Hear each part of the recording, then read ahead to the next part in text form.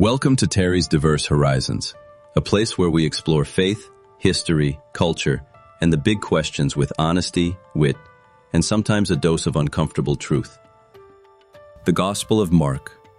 No genealogy, no warm-up, straight to action, no time for small talk. Matthew builds a case, Luke tells a story, John goes cosmic. Mark kicks the door in. No birth story, no genealogy, no childhood flashbacks.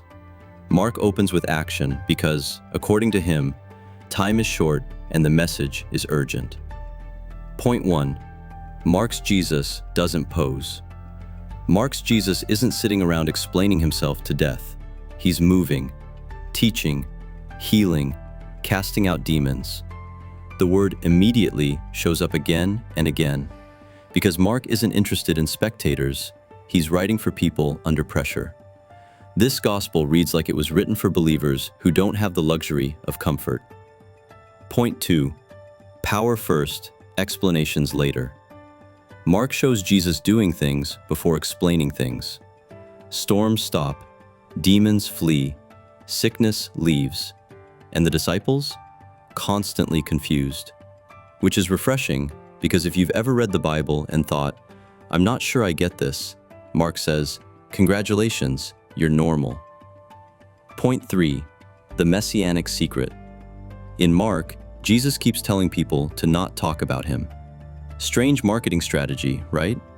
But Mark makes it clear. People wanted a miracle worker. Jesus came to be a savior. Hype without understanding leads to disappointment. Mark refuses to sell a watered-down Messiah. Point 4. The disciples. Unfiltered and unflattered. Mark doesn't polish the disciples' image. They doubt. They misunderstand. They panic. Peter goes from bold declaration to outright denial in record time. And Mark doesn't hide it because faith isn't about perfection. It's about staying when things get uncomfortable. Point 5. Suffering is not optional. Mark is blunt. Following Jesus includes suffering. No prosperity spin, no motivational slogans. Jesus doesn't promise ease, he promises purpose. And Mark makes it painfully clear.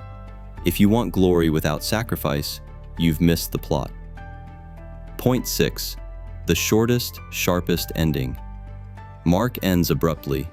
No long speeches, no victory parade, just an empty tomb and frightened witnesses. Why?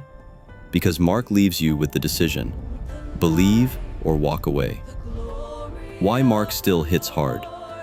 The Gospel of Mark was written for people under pressure, persecution, and uncertainty.